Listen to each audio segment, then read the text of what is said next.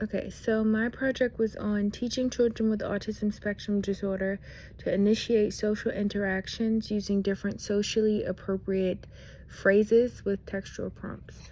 So we used a 16-year-old learner. She was diagnosed with autism spectrum disorder when she was 3. The setting was a ABA clinic. And we worked on using textual prompts to teach her to initiate social interactions that were outside of her fixed interests and that were socially appropriate. The reason why this was significant for her is because she'll just ask people the same 2 questions over and over, which is like, have you seen the movie Elio? Have you seen the movie Wish? Instead of saying like, hi, what's your name? What school do you go to? Where are you from? What do you do for fun? So these are the type of questions that we wanted to increase and decrease the restricted interest questions. So we collected data over 4 consecutive days. We used the ABAB design, so baseline intervention. So we did an hour for each day. We did an hour for each phase. So an hour of collecting baseline, an hour of collecting intervention, an hour collecting baseline again, and an hour collecting intervention. So 4 hours of data was collected for 4 consecutive days.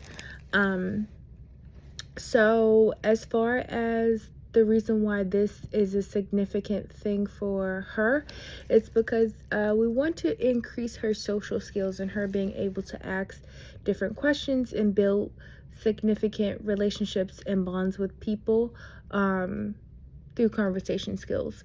So she's 16 years old. She needs to know how to talk to people and like build relationships with peers, family, and friends. So like I said, data was collected at a clinic with just her and an ABA therapist. The materials were just a pen, paper, and a timer. So the results concluded throughout the baseline.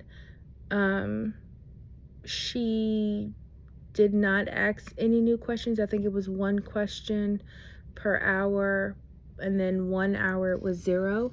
Throughout the intervention, we did provide a prompt page for her. On the page were several questions, and we gave that to her. She scored high and was able to ask those questions.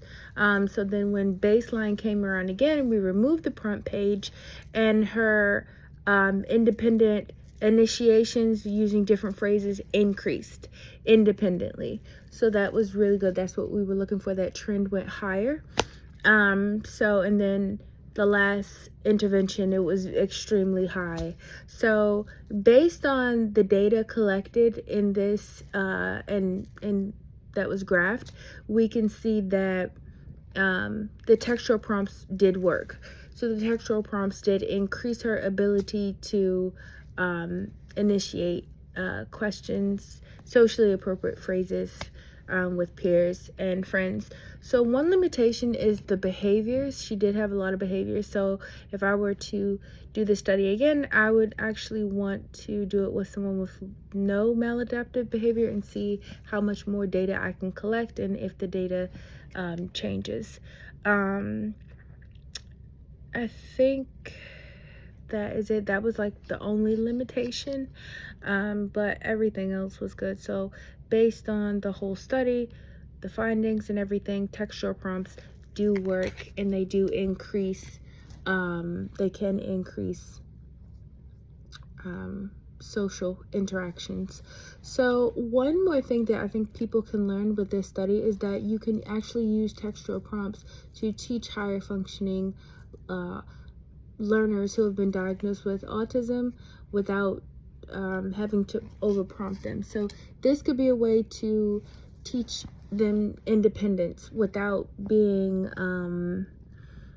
I guess too hands-on and prompting them too much. You don't want them to be prompt dependent, but I think verbal prompts will help with independence all around. So